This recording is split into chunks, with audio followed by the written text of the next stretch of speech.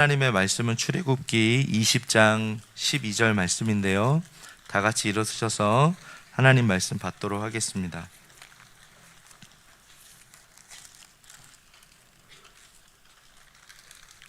출애굽기 20장 12절 한 절 말씀인데요. 다 함께 읽겠습니다. 시작. 내 부모를 공경하라. 그리하면 내 하나님 여호와가 내게 준 땅에서 내 생명이 길리라. 아멘. 하나님의 말씀입니다. 오늘은 어버이 주일을 맞이해서 출애굽기 20장 12절의 말씀을 가지고 내 부모를 공경하라 라는 제목으로 하나님 말씀 증거합니다. 지난 어버이 전날인데 7일에 충남 당진에서 이 어버이날을 앞두고 70대 고령의 아버지에게 이 주먹을 휘두른 이 존속 폭행이라고 하죠.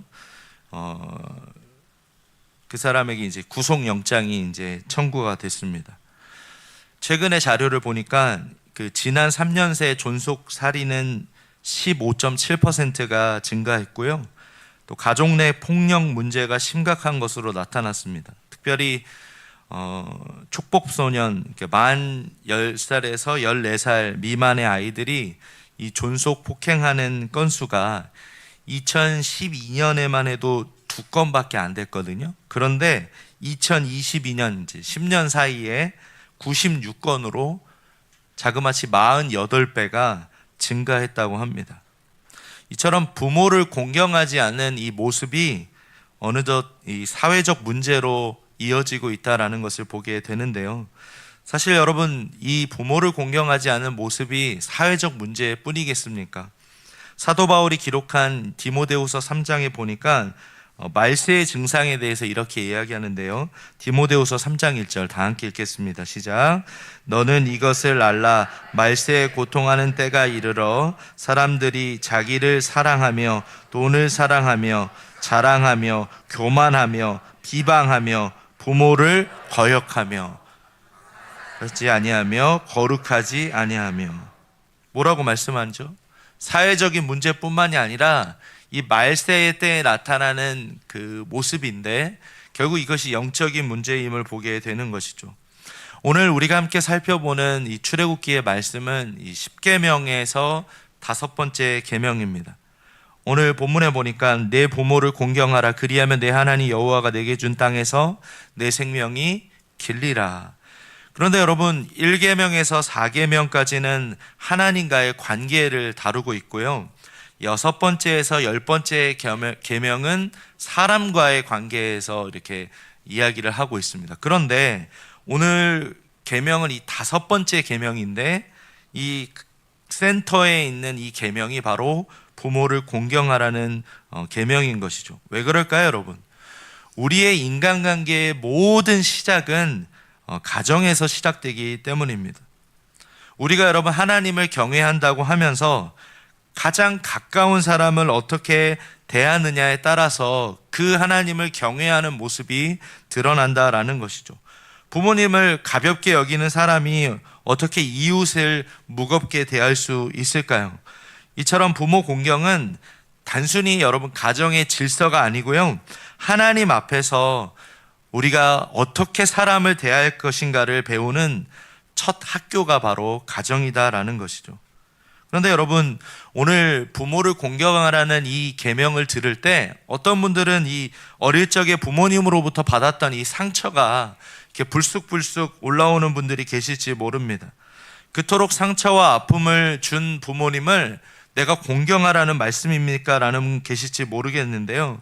여러분, 이 부모를 공경하라는 이 계명은요, 우리의 부모님이 완벽해서 공경하라는 말씀이 아닙니다. 저와 여러분의 삶이 어떻게 존재하게 되었습니까? 부모님께서 결혼을 하시고 가정을 이루시고 부부에서 부모가 되신 거 아니겠습니까? 저와 여러분을 낳아주셨기 때문입니다. 그러니까 부모님이 우리의 생명의 통로이기 때문에 우리의 존재의 뿌리가 바로 부모님이기 때문에 부모님을 공경해야 된다라는 것이죠. 저는 오늘 본문의 말씀을 통해서 우리가 부모를 공경해야 되는 두 가지 이유를 함께 나누길, 부모님을 공경하는 것이 무엇인지 두 가지로 나누기 원합니다. 첫 번째로, 부모 공경은 부모님을 가볍게 여기지 않는 것입니다. 같이 따라해 보겠습니다. 부모 공경은 부모님을 가볍게 여기지 않는 것입니다.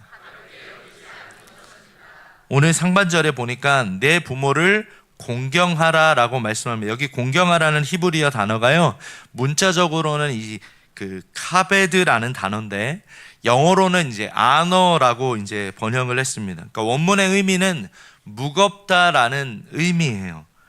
그런데 이 같은 어근에서 이제 어떤 단어가 사용이 됐냐면, 우리 몸의 장기에서 가장 이 무거운 장기로 간을 얘기합니다. 간.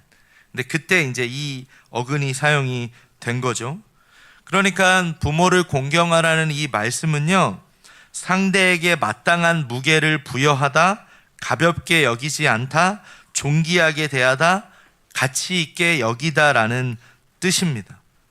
그런데 여러분, 이 단어가요, 이제 그 명령법으로 사용된 것이 이제 구약 성경 안에 4번이 사용이 됐는데, 2번은 하나님에게 사용됐고 2번은 사람에게 사용이 됐습니다. 잠언 3장 9절 같이 읽겠습니다. 시작. 내 재물과 내 소산물의 처음 익은 열매로 여호와를 공경하라. 여기 보니까요, 여호와를 공경하라. 그러니까 이 공경이란 단어가 하나님을 대상으로 쓰인 거죠. 이사야 24장 15절도 보십시오. 다 함께 읽겠습니다. 시작.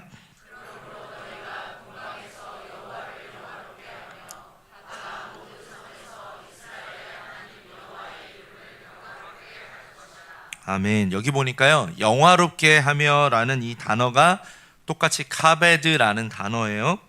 그러니까 하나님을 대상으로 쓰여진 거죠.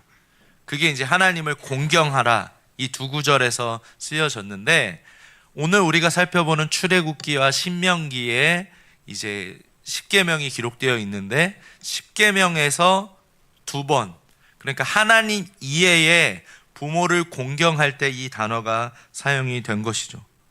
여러분, 얼마나 큰 의미를 담고 있는 거 아니겠습니까? 하나님을 공경하라와 부모를 공경하는 것이 그만큼 중요하다라는 것을 말씀하고 있는 것이죠. 그래서 여러분, 레위기 19장 3절에도 보니까 너희 각 사람은 부모를 어떻게 해요, 여러분? 경외하고 나의 안식일을 지키라. 이 경외라는 단어가 야레라는 단어인데, 이 단어도 하나님을 경외할 때만 사용된 단어예요. 그러니까 경외라는 그 대상은 당연히 하나님 한 분밖에 없는데, 성경에서 부모를 공경할 때 이 단어를 사용했다라는 것이죠. 그러니까 하나님만큼이나 우리 인간관계에서 무게를 무겁게 여겨야 될 대상이 누구라는 거예요, 여러분? 부모님이라는 것을 말씀하고 있는 것이죠. 부모님을 가볍게 대해서는 안 된다라는 것입니다. 레위기 20장 9절에 보니까, 만일 누구든지 자기의 아버지나 어머니를 저주하는 자는 반드시 죽일지니 그가 자기의 아버지나 어머니를 저주하였은즉 그의 피가 자기에게로 돌아가리라. 보세요, 여러분. 얼마나 부모님을 이 가볍게 여기는 사람에 대한 징계가 큽니까? 반드시 죽일지니. 신명기 21장 18절 19절에도 보니까, 사람에게 완악하고 패역한 아들이 있어 그의 아버지의 말이나 그 어머니의 말을 순종하지 아니하고 부모가 징계하여도 순종하지 아니하거든 그의 부모가 그를 끌고 성문에 이르러 그 성읍 장로들에게 나아가서 그 성읍의 모든 사람들이 그를 돌로 쳐 죽일지니 이같이 내가 너희 중에서 악을 제하라. 그리하면 온 이스라엘이 듣고 두려워하리라. 여러분, 부모를 공경하지 않는 것, 부모님을 가볍게 여기는 자들을 향해서 반드시 죽일지니 또 모든 사람들이 그를 돌로 쳐 죽이라고 말씀하고 있었던 것이죠. 그만큼 하나님께서는 부모를 공경하는 것이 얼마나 중요한지 말씀하고 있는 것입니다. 이번에 말씀을 준비하면서 보니까 흥미로운 구절이 있더라고요. 디모데전서 5장 8절 다 함께 읽겠습니다. 시작.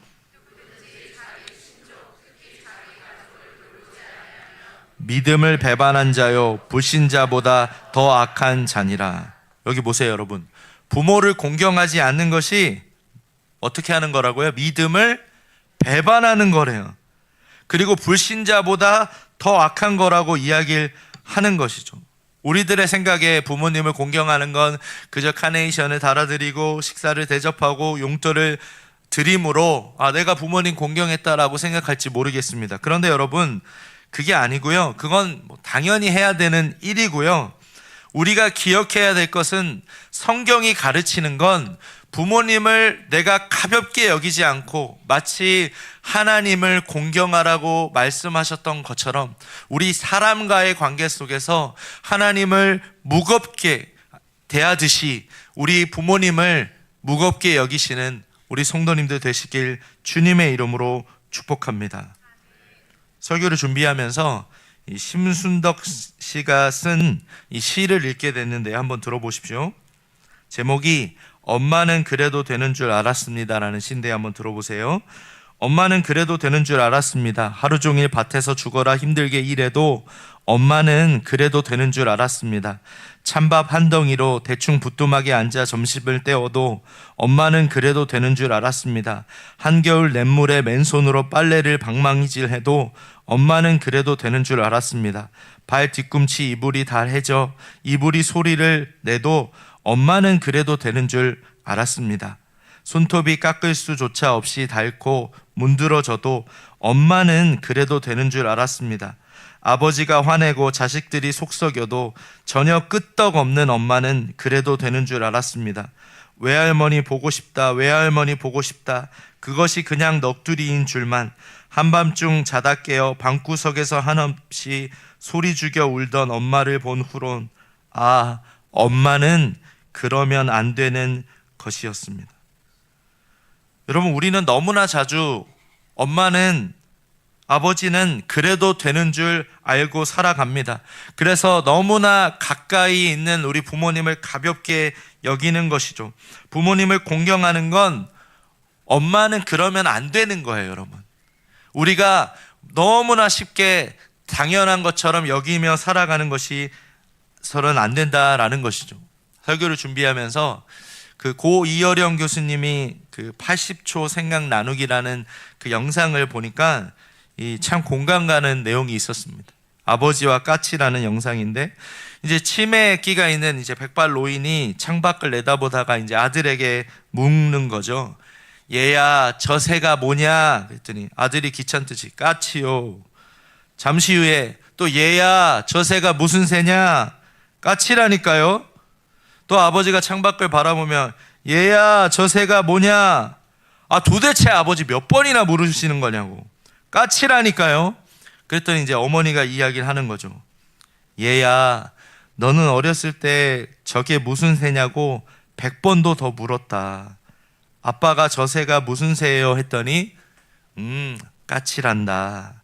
아빠, 저 새가 무슨 새예요? 까치야. 그럴 때마다 너희 아버지는 까치란다, 까치란다 하시며 너의 머리를 쓰다듬어 주셨단다. 그래서 네가 말을 배울 수 있었어. 여러분, 참 우리에게 마음에 쿵 하고 와닿는 이야기 아니겠어요?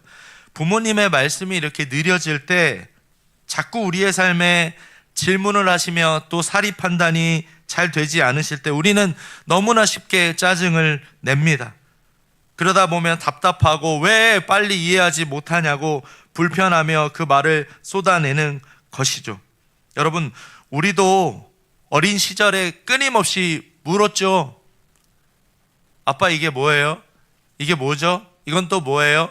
저 꽃은 뭐예요? 저 나무는 뭐예요? 이건 또 뭐예요? 끊임없이 우리가 물었기 때문에 우리가 오늘 이렇게 말할 수 있는 것 아니겠습니까?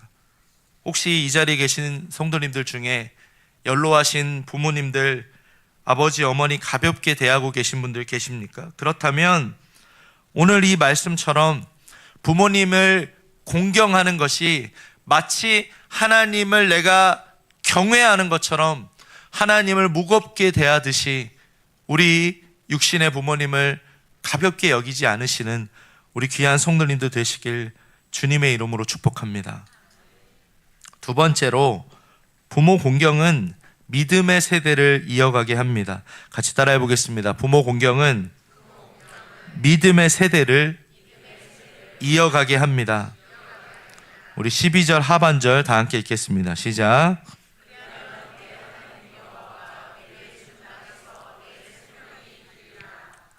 아멘. 여기 보니까요, 왜 다른 계명이 없는 약속이 기록되어 있는 거죠? 다른 계명에는 이런 약속이 없거든요. 부모 공경하는 것이 쉽지 않기 때문에 이 약속이 있는 거예요, 여러분. 그런데 오늘 출애굽기의 독자가 누굴까요? 이 광야, 출애굽한 이스라엘 백성이에요. 광야를 살아가는 이스라엘 백성들은 어땠을까요? 아침에 자고 일어나면 막 수많은 사람들이 광야에서 막 전염병으로, 또 많은 사람들이 지쳐서 죽어 있었을 때입니다. 그런데 하나님께서 뭐라고 약속하신 거예요? 내게 준 땅에서 내 생명이 길리라, 이렇게 장수의 축복을 약속하셨습니다. 그런데 이 단어가요, 그 히브리식 표현으로는 하나님의 축복이 충만하다라는 의미를 가지고 있습니다. 그럼 우리가 질문이 생기는 거죠. 간혹 일찍 죽음을 맞이한 사람이 그 부모 공경 안 해가지고 일찍 죽었다고 이렇게 말해서도 안 되고요, 이 계명을 잘 지켰다고 해서 자동적으로 장수하는 것도 아닙니다. 그럼 오늘 본문의 약속의 의미가 무엇일까요? 우리의 삶 가운데 부모를 공경하면 부모를 공경하는 모습을 누가 보는 거예요? 자녀들이 보는 거예요. 그러면 부모 공경하는 그 모습이 세대와 세대를 이어지게 되는 것이죠. 그래서 주님의 말씀인 이 율법을 따라서 그 말씀 따라 부모를 공경하고 약속의 땅에서 그 믿음의 세대가 이어져 가게 되는 것이죠. 그래서 부모를 공경한다라는 건 이 믿음의 세대를 이어가게 하는 것입니다. 제가 종종 신방을 하다 보면, 제가 이야기를 듣다 보면 저도 막 이렇게 화가 나는 것들이 있어요. 부모님으로부터 이렇게 상처를 받아가지고 그 성도님이 신방할 때 이야기하는 모습을 들으면 참 마음이 힘드셨겠다라는 생각이 듭니다. 어떤 식으로도 여러분 부모님들이 어린 시절에 여러분을 폭행으로 또 언어 폭력으로 이렇게 상처를 준 것은 정당할 수 없는 거예요, 여러분. 그런데 기억해야 되는 게 뭘까요, 여러분? 우리가 부모님으로부터 받은 상처가 있습니다. 있을 수 있어요. 그런데 그 상처를 대물림할 수 없다라는 거예요. 아멘이십니까? 우리의 당대에 끝내야 되는 거예요. 부모님으로부터 받은 상처와 아픔 때문에 우리가 부모님을 경멸하고 또 분노한다고 해서 그 상처가 절대로 해결되지 않습니다. 이 상처의 악순환을 예수님의 십자가 앞에서 끊어내야 할 줄 믿습니다. 내가 받은 상처를 유산으로 물려줘서는 안 되고요, 그러기 위해서 우리가 부모님을 더 공경하며 살아갈 때 우리의 자녀들이 우리 부모님 어린 시절에 상처 많이 받으셨지만 저런 부모님을 공경하는 그 모습을 보며 우리 자녀들이 장성하여 저와 여러분을 공경하게 될 줄 믿습니다. 여러분, 이것이 바로 여호와가 준 땅에서 내 생명이 길리라는 말씀의 의미라는 것이죠. 그렇습니다, 여러분. 부모를 공경하는 가정은 땅 위에서 오래 갑니다. 그 가정의 사랑은 오래 갑니다. 자녀들이 그 모습을 배우고 믿음의 세대로 이어진다라는 것이죠. 설교를 준비하는 가운데 참 많은 분들에게 감동을 준 드라마가 떠올랐는데요, 이 폭삭 소가수다. 많이 보셨을 거예요. 이 제주를 배경으로 한 드라마인데, 이 엄마와 딸을 중심으로 이제 광내에서 애순으로, 또 애순에서 금명으로 이렇게 3대가 이어지는 세대와 세대를 이렇게 넘는 가족의 사랑을 정말 잘 보여주는데요. 그때 이제 금명이가 이제 독백을 하는 겁니다. 한번 들어보십시오. 부모는 미안했던 것만 사무치고 자식은 서운했던 것만 사무친다. 그래서 몰랐다. 내게는 허기지기만 하던 유년기가, 그 허름하기만 한 유년기가 그들이 얼마나 치열하게 만드는 요새였는지. 자식들은 왜 우리 부모님이 이렇게 넉넉하지 못했을까? 왜 부모님은 나에게 조금 더 따뜻한 말을 해주지 못했을까? 왜 내 마음을 더 알아주지 못했을까라는 서운함이 여전히 있을지 모르겠어요. 그런데 여러분, 시간이 지나고 부모가 되어서 돌아보니 허름하게 느껴졌던 그 시간이 우리 부모님들이 자녀를 위해 키우기 위해서 치열하게 그렇게 버텼던 요새였다라는 것이죠. 그렇습니다, 여러분. 우리 부모님들은요, 늘 자식들에게 더 잘해주지 못해서 미안함을 품고 살아갑니다. 그런데 자식은 왜 그때 내 마음 몰라줬냐고 서운함을 품고 살아가는 것이죠. 그러나 여러분, 한번 생각해 보십시오. 우리 부모님들이 처음부터 부모였던 거 아니에요, 여러분. 부모가 되는 것이 두려웠을 것이고요, 부모가 되어서도 서툴렀을 것이고요, 자식들에게 더 잘해주지 못해서 미안하셨을 것이고요, 치열하게 버티면서 저와 여러분을 키워주신 것이죠. 여러분, 부모를 공경하라는 이 말씀은 우리 부모님이 너무나 완벽해서 부모님을 공경하라는 말씀이 아닙니다. 부모님이 우리에게 준 그 상처를 없었던 일로 하자는 이야기도 아닙니다. 부모님을 공경한다라는 것은 서운함으로만 바라보던 부모님의 인생을 하나님이 가르쳐 주신 이 명령, 내 부모를 공경하라는 이 명령 앞에 주님을 공경하듯이 육신의 이 부모님을 가볍게 여기지 않으시는 우리 성도님들 되시길 주님의 이름으로 축복합니다. 엄마는 그래도 되는 줄 알았습니다가 아니고요, 엄마는 그러면 안 되는 것입니다. 그것을 깨닫고 우리가 부모님을 공경하며 우리 아버지는 왜 그때 그러셨을까라고 우리의 마음의 상처를 기억하는 것이 아니라 한 사람의 인간으로, 하나님의 긍휼의 시선으로 연약한 인간이었던 우리 부모님들을 긍휼의 눈으로 바라보시는 우리 성도님들 되시길 바랍니다. 말씀을 기억하면서 우리 예수님 어떤 분이셨을까요? 아버지를 완전히 공경하신 참 아들이셨습니다. 자신의 뜻보다 성부 하나님의 뜻을 무겁게 여기셨고, 겟세마네 동산에서 내 뜻대로 마옵시고 아버지의 뜻대로 하옵소서라고 기도하셨던 분 아니겠습니까? 십자가에서 가장 무거운 그 고통의 순간에서도 어머니 마리아의 삶을 제자 요한에게 맡기셨죠.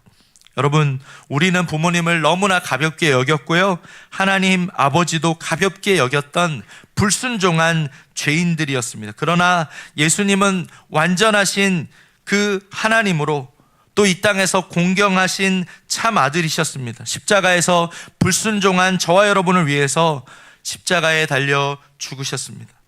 여러분, 성경이 가르치는 부모 공경은 단순한 효도가 아닙니다. 복음의 열매입니다.